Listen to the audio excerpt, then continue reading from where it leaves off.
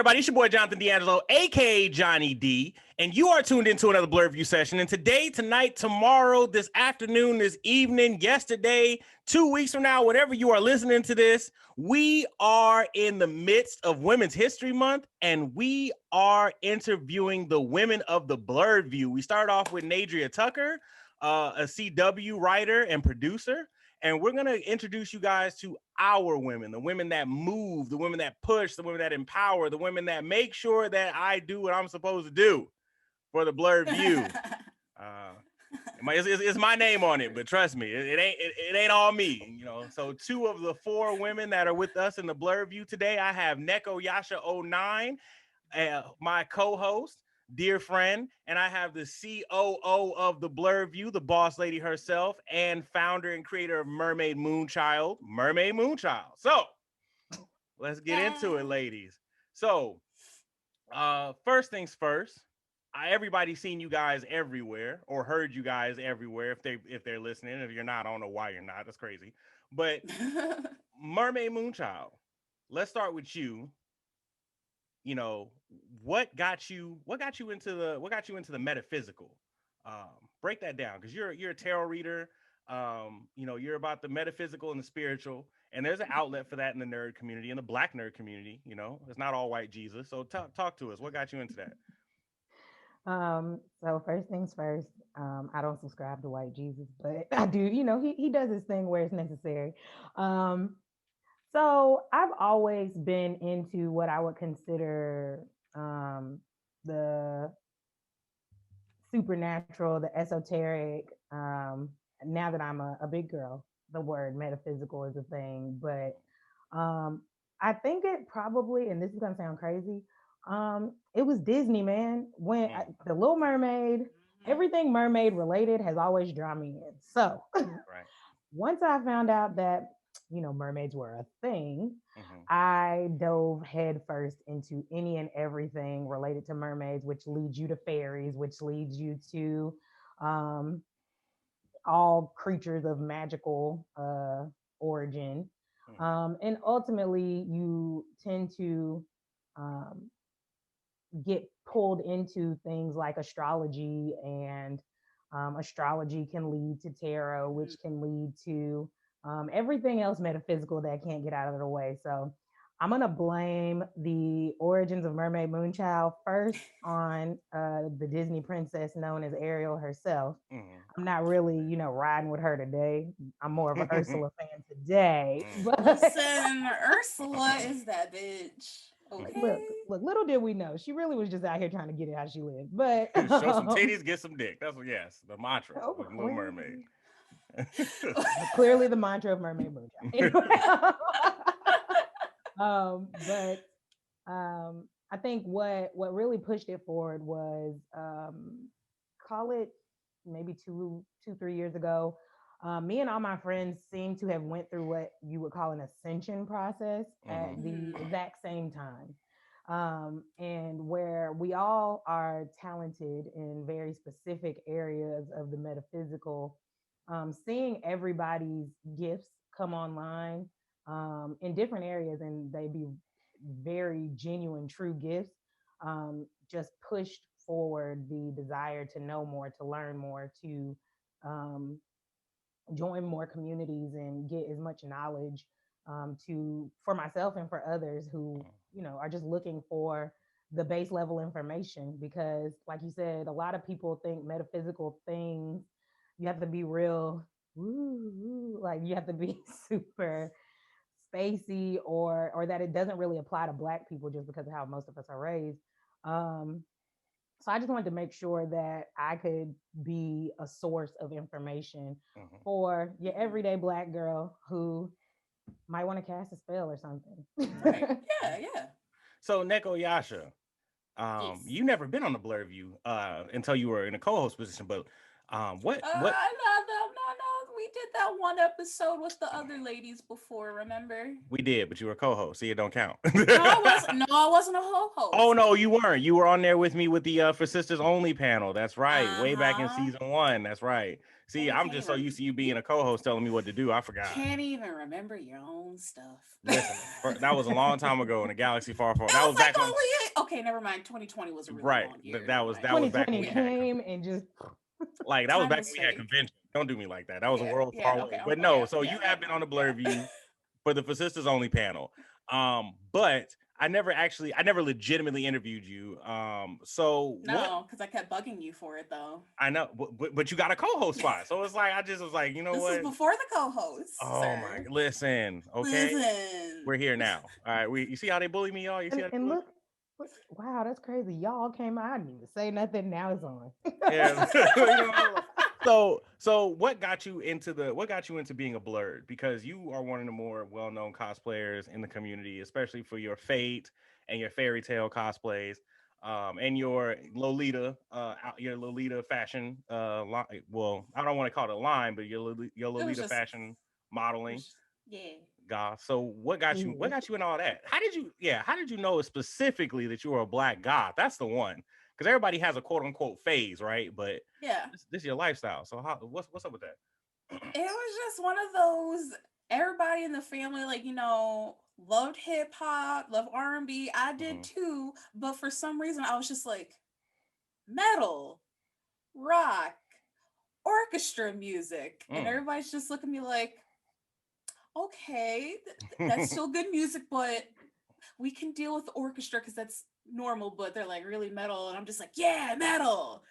And I just always been like offbeat to my own drum, like still with everyone else, but just me. I was just like, but also this.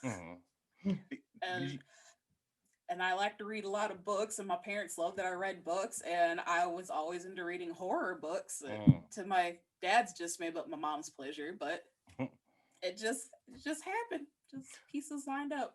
Were you ever criticized for staying a black goth? I know. Yeah, I was. And the crazy thing is, like, what a lot of people don't know is they're like, oh, goth metal, da da da da. Metal. Chuck Berry was the founder of rock and roll. Chuck Berry stems into and metal. One of the lead guitarists in The Cure was a black man. Yeah, like we created metal and heavy metal and punk rock. And we created orchestra because Beethoven, fun fact, was a black biracial man. Yeah. And if it wasn't for orchestrated classical music, we wouldn't have metal or jazz. So, like, how was it navigating that? Because you don't get as much heat now, right? Or do you? It's not as bad as it used to, but it's still there. But I think it's because it's like more people are coming out. It's like, alternative black people is starting to become a little bit more normalized. But obviously the older generation is still like, the older generation. But that's the thing. Is it alternative black if it's always been black? It's just like, it's like, is this really the Trojan Ark if it's being rebuilt? Right. The Theseus, the ship of Theseus. The Theseus. Ship of Theseus. Yeah. And like for you, Mermaid Moonchild, especially because you're in Atlanta, I'm from Atlanta, A-Town, so we know how traditional black people can be, especially when it comes to Christianity. I know you've gotten flack for magic that dates back to Africa, Yeah, and you have to also consider I'm in Bible Belt number 1, like you said, Atlanta. The beginning of my educational ventures was in a Christian school. So I have done a full 180 for what we might have thought was going to happen. I even down to church going every Sunday. I took a vow of chastity once upon a time. Like I was deep. I was deep. I have trophies for knowing every Bible verse, all the books of the Bible. I feel that pain so much. And it's interesting trying to get buy-in from family members who are still very rooted in their Southern philosophies. That nothing that I talk about or the things that I'm interested in are black. It's black innately. We subscribe to Christianity for slavery type reasons more than Yeah. anything else. Facts. But most of the stuff that I talk about or share knowledge on is rooted in African culture. So Right. Your mermaid is Yemeya. You subscribe to the Orisha, the African gods. You talk about that on your show often, and you know it's a little saddening. It's like when Orlando Jones did the Anansi monologue on American Gods, and how, you know, his character and the other Orisha became disconnected from their people because of slavery and the transatlantic slave trade and the evolution of American culture.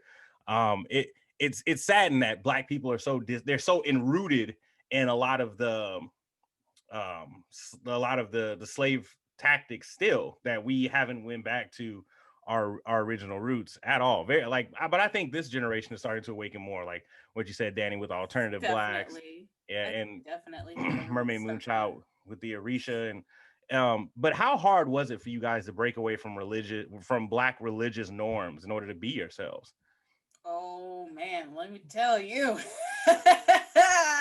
Take it away, Nico. It was extremely hard. I think I'm 30 now, mind you. My mom is just now coming to terms that I am not a heathen in her vocabulary, but just one day maybe I will come back. But it has accepted I am not that Christian girl that she took to church so many years ago. You think she would have gave up when I was in high school, when our church had a scandal. TLDR, our pastor was having an affair with one of the deaconesses. That's what's up. And that was like the nail in the coffin, because I was already starting to question why I needed to like be a Christian and whatnot. And that was just the nail in the coffin to be like, okay, so Mom, he's supposed to be a man of God, right? She's like, yeah. And he's supposed to be loyal to his wife. She's like, yeah.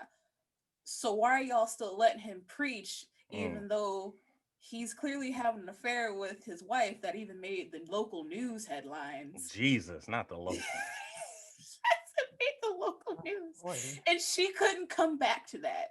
She had no rebuttal. And I was like, and this is why, Mom, I can't subscribe to Christianity, because this is peak hypocritical in real time. Yeah, facts. Yeah. What about you, Mermaid Moonchild? One, I just want to co-sign that.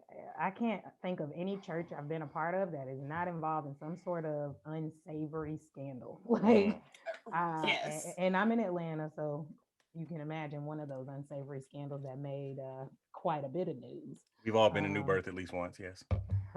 Yeah, heavily ingrained there. But anyway, I don't know if anybody, kind of like Danny said, it's like everybody just is like, oh, what you're doing, it's okay, it's cute, it's okay. But you know, maybe one day you'll see the light. And I'm like, do you guys not see how positive my life is? Right. Yeah, like facts. You see how much happier I am, like.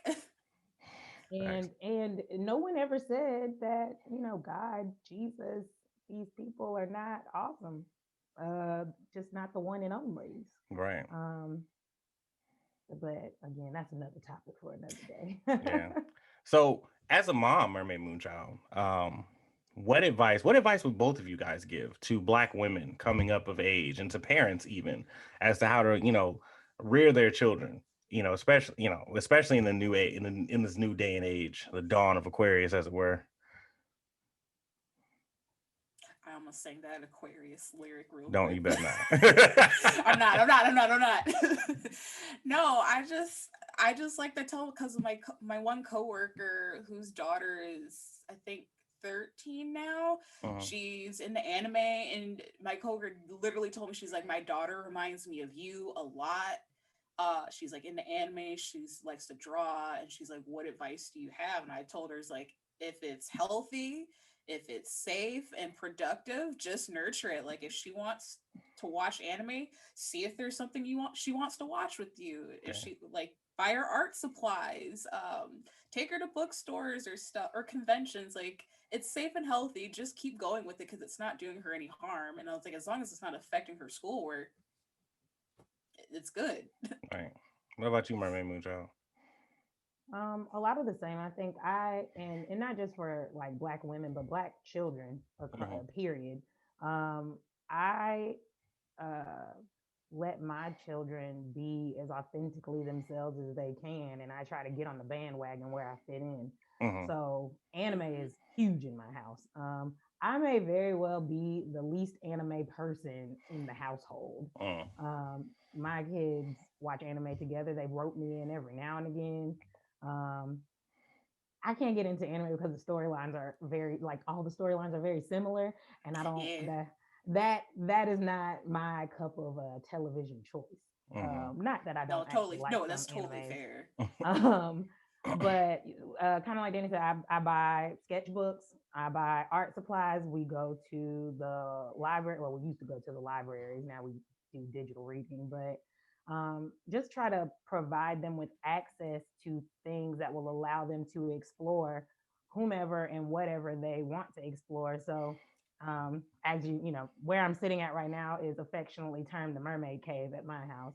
So, if my daughters ever want to come in here and do ancestor veneration, I let them do that, or my son, because I don't want them to think it's something that you have to wait until you're older to get into. Um, and again, it's really just about allowing people to find out what they like, explore it without consequence, and be supportive where you can be supportive. You don't have to like something to support it. So, Women's History Month. This is where we're at. Who in women's history has inspired you guys?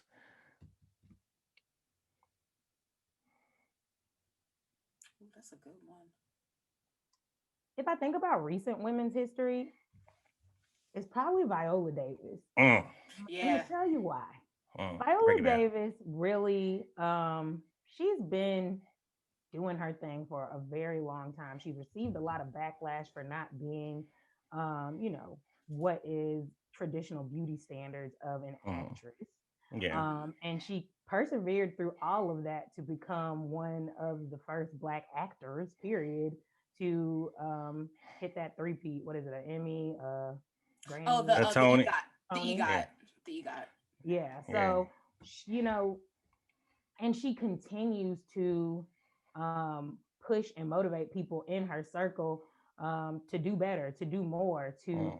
She's unapologetically Black, and I think we don't have a lot of Black people who are receiving accolades at that level who are unapologetically Black. In every instance they get, they raise awareness.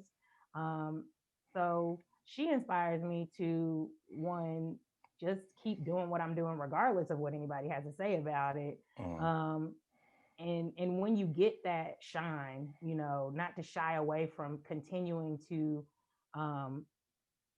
respectfully challenge social norms, so that things can change.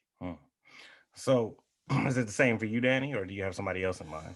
Janelle Monáe, because I never vibed with someone so much before because of her aesthetic and attitude. Because again, another alternative Black woman in music. Because when she came out, she had the lovely like fresh Afro pompadour. She was wearing suits, and everybody's just like, "Why is this woman wearing suits?" Even though business women been wearing suits, but she apparently not a music artist. Right. Not a Black female. Not a Black music artist. Right. And she's wearing a pompadour. I was just like, listen, this girl still toots to the beat of her own drum now. And I just love just following her, what she does. So what is your favorite part about being a woman? The fact that there's still some opportunities, even though that glass ceiling is still there, but that it comes to your advantage a lot. Because definitely when I was applying for scholarships when I started college back in 2009, I did get 2 scholarships just because I fit that lovely bubble criteria of being a woman, being black, Black. and being a black woman. Yeah, for sure. What about you, Mermaid? Um, the thing about being a woman that is super lit to me is history typically repeats itself. And based on history, women rule the world Facts. pretty much. That's Who how run it the goes. world? Girls. So Yeah, facts. so, I'm hoping that sooner rather than later we shift back into our divine feminine powers and we take back over and get this shit back on track. So for Uh, all the oh, go ahead. I'm sorry. Go okay, ahead. that was it. Oh, for all the accomplishments that women have achieved, black women have achieved. Let's be very specific on that. Black women have achieved. What would you two say still needs to be accomplished today, tomorrow, Last week. last week, yesterday? Yesterday. So I mean, as you know, I am not always Mermaid Moonchild. I do still work in corporate America. So every day it's the microaggressions that, Yeah. Yep. and especially microaggressions from people who consider themselves allies, that is tough. So what I would really want to see come about is for allies to do the work and the research to be true allies, and Right. not just allies in name. Right. Because we can't get into every space, but we need to be represented in every space. So if I think you're my ally, but you don't know how to, um, you know, speak up for me in a way that still shows me as an individual, then I'm not going to get anywhere, even when you leave that room. Right. Right. What about you, Danny? No, that's basically it. Even though I'm like only in, well, I'm technically in management, but it's not like a business. It's like retail business. But like, no, she hit the nail on the head. It's just being taken seriously and like giving us the opportunities that we deserve. Because just like to give my own experience, we had a opening for another position for a new type of leadership the company was trying to make for just at the store level. And everyone knew, including my boss and my boss's boss, knew that I've been trying to find a way to get out of the position I'm in, just because they see I'm overqualified and stuck. And they're like, we'll keep an eye out for when a new position opens. And when I went on vacation before Corona was a thing, the position opened, no one emailed me, no one called me. I come back and it was another manager's like, oh, did you apply for the position? I'm like, what are you talking about? And then found out another coworker got it. Granted, he was a black man, and I was like, I'm okay. It's a black man that got it. But I was just like, dang. Yeah. Couldn't none of y'all tell your girl? Yeah, like stick up for you. Yeah, especially since they knew. So one thing that popped in my head, Danny, like, did the black man know you wanted the position? No, he say, man, he could have called when he got in. He was so he was like in the back end of the store because he was more of the pharmacy relations, and he transferred up to our store like a year ago. So it's just one of those. The pharmacy never knows what the front end's doing, but the front end knows everything the pharmacy's doing. Yeah. So I couldn't be mad, and he also had that pharmacy technician certification. So I was like, I can't even be mad. He's got that one up on me. I don't have that just yet. But and I think, well, sorry, Johnny. No, go ahead. Just to piggyback on an example of how these microaggressions manifest for women, especially Black women. In my work setting, I am one of 2 Black women in the sales organization. And me and this other Black woman, while we are close and we are good friends, we are very different people. She's not from Georgia, so she doesn't sound like me. We don't look alike. We get confused for each other. Oh no. Every single day. That's white people shit. Yeah. And I will never understand. None of us, we have to send each other's emails. I'm like, how did you not know that wasn't my account? That doesn't even make sense. You're on the account. Yeah. No, it's not me. So it's not that complicated to take a second to try to separate the Black people that you have, the very few Black people yes, on a day-to-day basis, people. And it's just rude. It because really is. it would make more sense for me to get all the white people confused because there's so many of you. Yeah. Um, it's it's disrespectful and it's hurtful for people who claim to be allies Right. that keep Mm-hmm. doing and making the same mistakes. So I just wanted to throw that example out there for people to understand how micro it can seem to you. It is angsty for the people experiencing it. No, facts. Speaking of allies that often make mistakes, what would you guys say to black men on the same topic? Swear to God, man, if y'all don't come for your boys that keep calling women females, I'm gonna fight. Like the amount of black men, like I love my black men, but the amount of people, black men in particular, that say they're here to uplift their African queens, our black queens, with the drop of a hat, will immediately go down to degrade and belittle and just be misogynist to us. Like it's crazy. I agree. I agree. What about Yeah. you, Mermaid Moonchild? The one thing that I would really hope that our black men can start to do, because I think black men are starting to see the black woman as someone who needs to be protected. But I think we need to get to the point where we see the black woman as also someone who needs to be respected. Mm, Mm-hmm. I think that black men feel threatened by black women for whatever reason. If it's a black woman of a certain caliber, um, mm, and it's interesting because I don't see that same feeling of being like threatened by someone's achievements or accomplishments in the other direction. Mm-hmm. So, what I would like to see from Black men is more support and respect around Black women trying to break through that glass ceiling so that they can be in leadership positions, so that they can um, move beyond the limited purview that people have of Black women in most spaces right. without it seeming like they somehow get left behind, Right. No, I because we completely. never left y'all behind, ever in history. Look it up. No, yeah, I no, I completely agree. I completely agree. How do you guys feel about um when it comes to like music and pop culture demeaning women, like hip hop? I like, for example, how do you guys feel about that? I definitely think it's changing because it's not as degrading as it used to be, and Hmm. they're you can see it's definitely them seeing that people that women want to be sexually liberated and more empowered in music videos, because let's be real, it takes a lot of talent to learn how to dance and do all sorts of types of dancing, because let's be real, a lot of You this mean is Black inspired. people just can't dance Right. automatically? And like, like and it's how soon they forget that half of the dancing that we see here was inspired from African dancing. So it's Facts, just like, facts, come on now. facts. Let us live our lives, while at the same time we're still having a lot of, again, misogynistic things still happening in the music industry. And it's just Mm, like, come on now. What are we gonna do to fix this?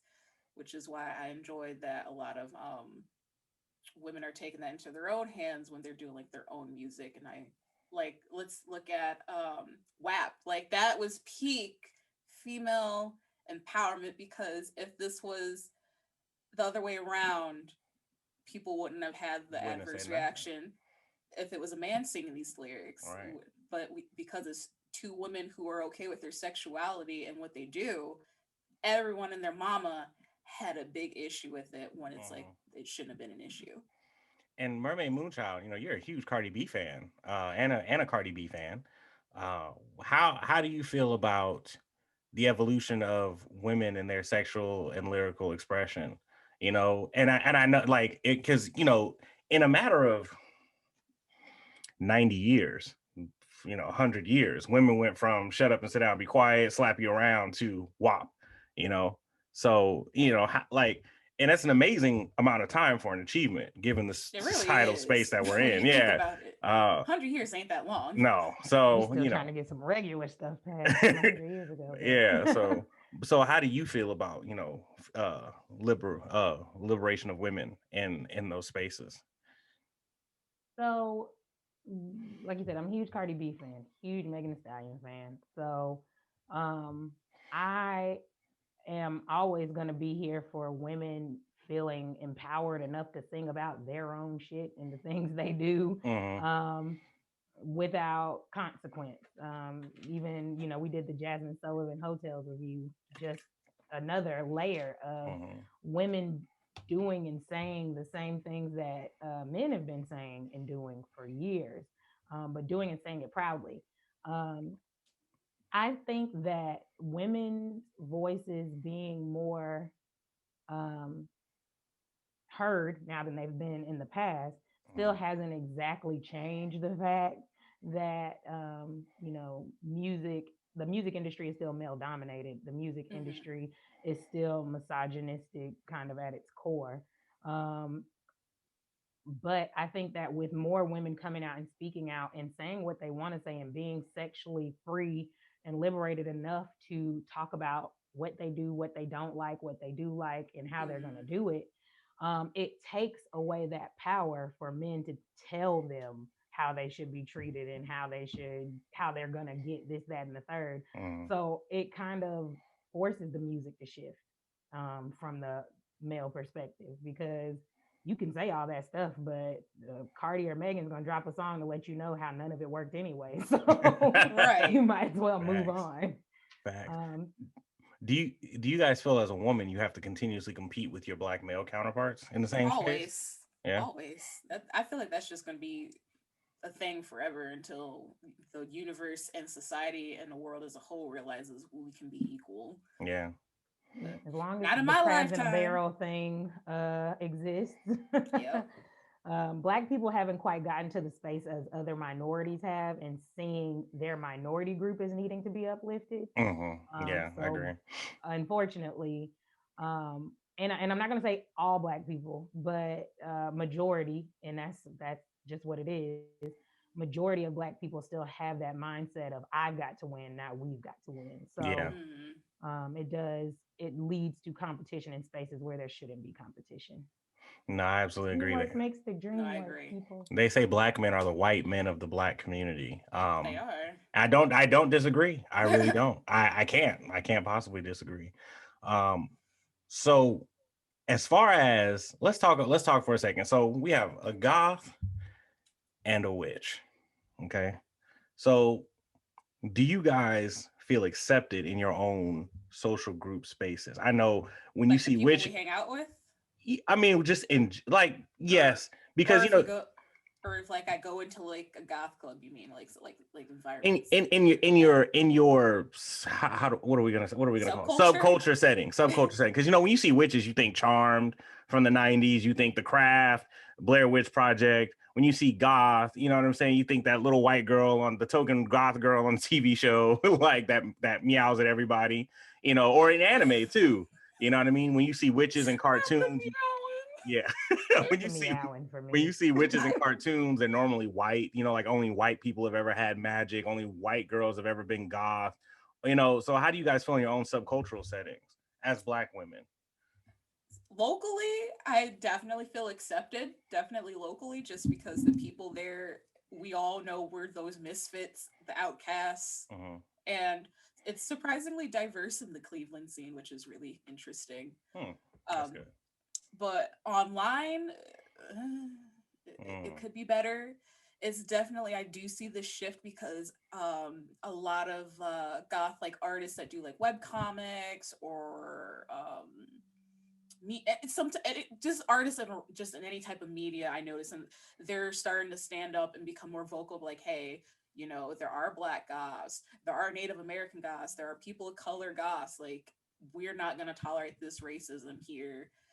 And a lot of them do shut down their comment section, like they actually bless the small artists and small companies actually moderating their comment section when it comes to their black supporters Yeah. compared to major brands, Yeah. you know, from, but that's the tea. Just to push the glasses up. What do I know? But yes, what it's about starting to get better. what about you, Mermaid Moonchild? I think that Danny hit on something important. The subculture is typically a group of misfits. So usually in the outliers, you don't find a lot of division.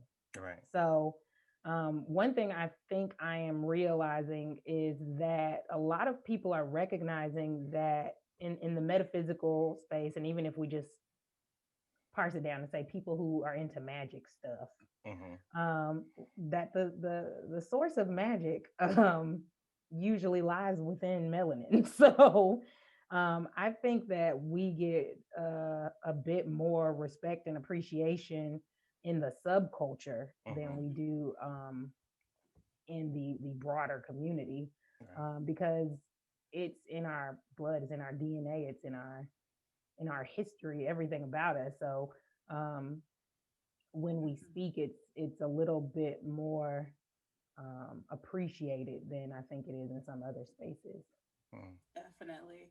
Because we have here in Cleveland a pagan pride festival every year, obviously because Rona didn't happen, but the last 2 years, it's been going on for 5 years now. I've noticed there's been a lot more Black vendors coming in. Like we've always had like Black attendees, but it's been really great to see that there's been more Black vendors coming out for the festival. And I'm just like, yay, my people are here. They're because they know that they're accepted here. The runners of the pagan pride festival are just the most heartwarming like white allies. Like they're what white allies should be, because they've like from the jump of their festival, the first thing they looked at was for POC vendors, because they knew all the white vendors in the area, but they're like, we need to give anyone who is a BIPOC vendor room here. So, and I love that. So what led you guys to join the Blerd View crew, and how does the team support you as a Black woman? You needed help, sir, and I could provide the help that you needed. We can. We have the money. We can build. We have the means. But no. Seriously, I've been looking for a way to like expand my voice in the Black nerd community, and the pieces just happened to align just right when you said you were looking for some help, and I'm like, hello. I could be that help you're looking for. Yeah. Everybody was like, hire Danny now. I was like, I know. Everyone in LAN party was like, if he doesn't get you on there, we're gonna clown him. Yeah, like, I didn't like. I was like, y'all ain't gotta clown him. We're like, no, we're gonna clown him. What about you, Mermaid Moonchild? Why'd you join TBV? So I've been a listener, a long time listener, but I've been looking for a way to be all the things that I am. Like I said, I don't want to get pigeonholed into being the tarot card reading girl when I'm also a huge Marvel fan. I love supernatural stuff. I love comic books. I love playing video games. So I wanted to join the Blerd View because I'm Black, I'm a nerd, and I have viewpoints. So it made sense to me. Yeah. So how does the team support you guys as Black women? Well, one, we have Black leadership in the C-level suite, Yep. Facts. But honestly, that's so hard to find. I've worked at so many big companies with no Black leadership in the C-level suite, and barely people of color at the VP level. So, I think you giving me the opportunity to do some of the things that I do in my regular job, for something that I'm passionate about, allows me to learn and grow in ways that I can then pour back into my corporate America job, so that I can maybe be that first C-level executive person of color at my company. The experience that I get here is really helpful and has allowed me to be more present and stand up with my head a little higher in certain rooms and in certain meetings that I've been having at my everyday job. So that's one of the ways that you guys definitely support me as a Black woman. And you and our other male cohort you guys challenge us in ways that some Black men can't, because you challenge us respectfully, and you don't let us be loud and wrong. Like y'all don't allow it. So I appreciate that. Here for you. What about you, Danny? She hit the nail on the head. Like we just have such a good like group dynamic in here where it's like not like we all have a good ebb and flow and help point out the flaws in a great constructive way where we're not like hurting one another compared to like how it is at work sometimes. And we actually listen to one another and not just like, yeah, I heard you, and then put on the board and forget about it. Like, yeah. Well, like, yeah. And we're good at apologizing when we drop the ball, because Yeah. we all drop the ball from time to time. Yep. no. Yeah, and I think one cool thing that you did, Johnny, like when we were looking to revamp Twitch, we specifically looked for Black female gamers so that we could elevate them in that space, and that's been super successful. The ladies we brought on are two very different and unique individuals, and I love them to bits and pieces. Yeah. and they I bring never me knew so much joy. I never knew I needed them in my life until they joined the team, and I was like, "What was I didn't know I was missing this until now." You know, creating the Blerd View, I aspired to initially. My initial thought about when I made the Blerd View was putting Black women on, giving Black women a platform, giving Black women a voice and an opportunity. Even though I was a Black man, I saw when I first came into the nerd community, I saw a lot of white platforms. Obviously, I saw a lot of white men platforming. Obviously, very little Black men, even fewer Black women. And my goal was to ensure, as best as I possibly could, that I did what I could to uplift and promote and put to the forefront Black women and Black nerdy women.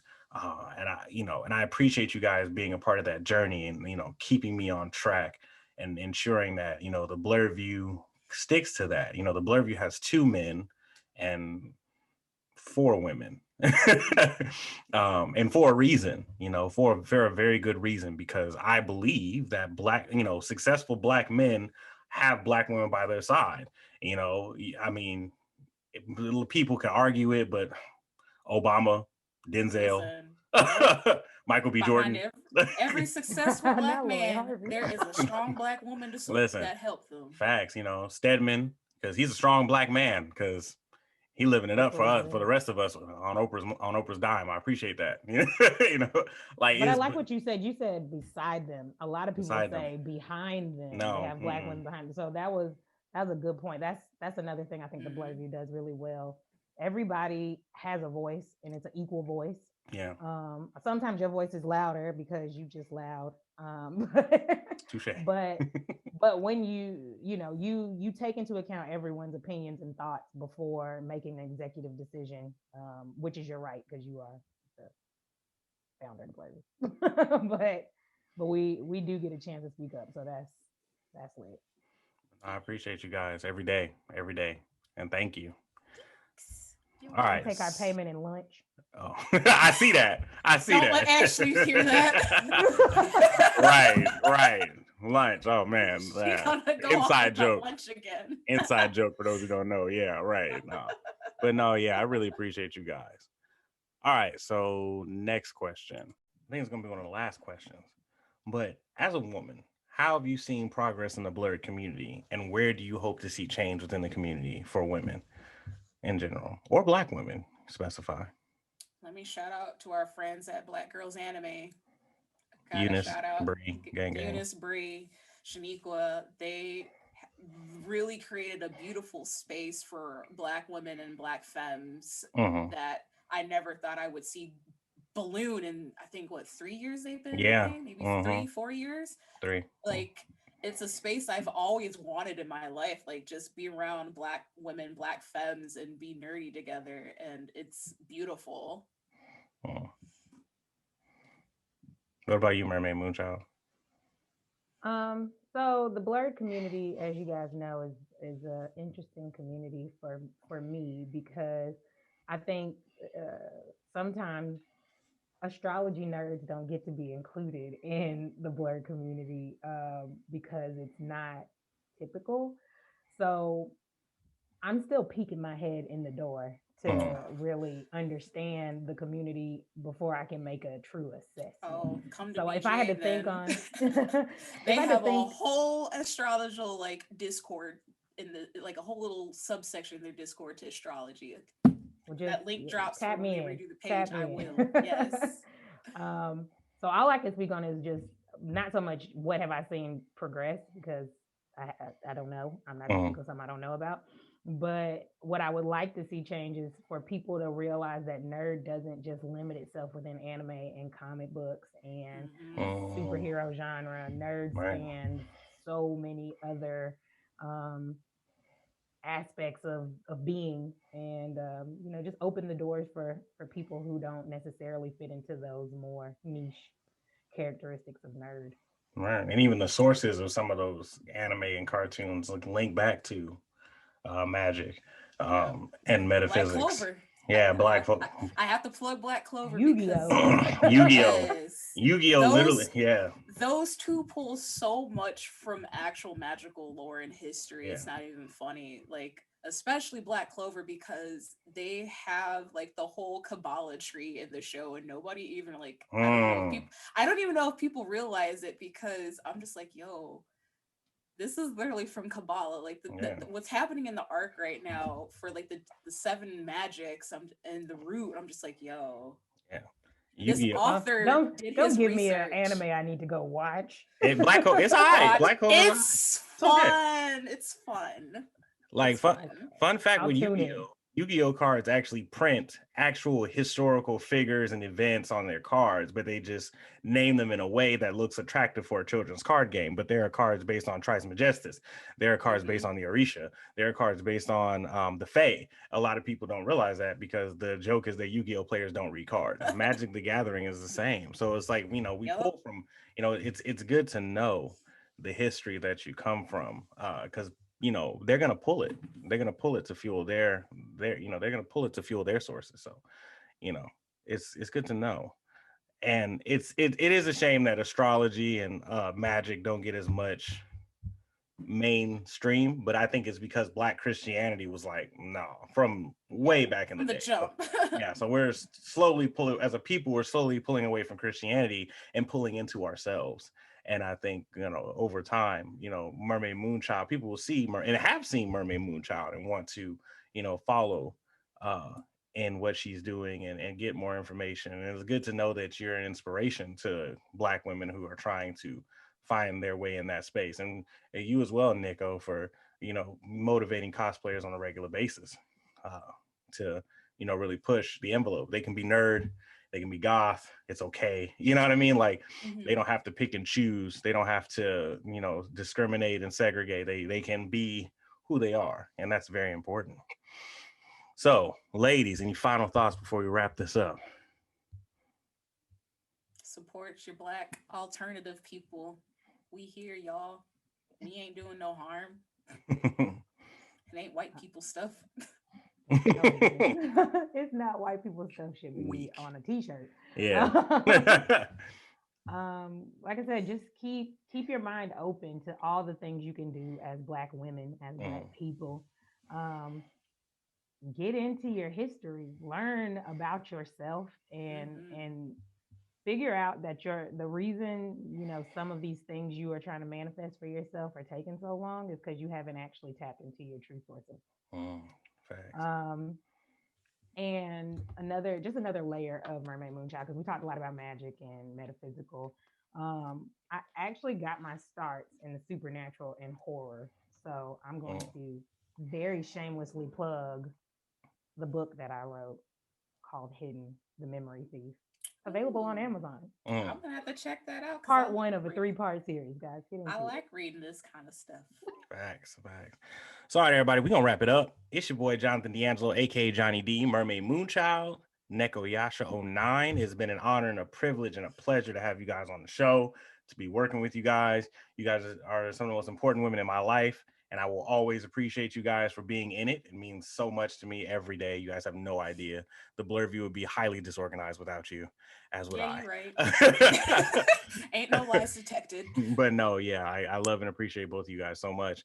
You guys can check Mermaid Moonchild out on her page at Mermaid.Moonchild. You guys can check her out on the Blerd Views After Dark, a series, Wind Down Wednesday, every first Wednesday of the month. You guys can also catch her here on the Blerd View as a co-host. You can check out Danny every Friday as a co-host, kicking it with me. And you guys can check her out on her IG, Facebook, Twitter at Nekoyasha09. Mermaid Moonchild's in Twitter is also Mermaid.Moonchild.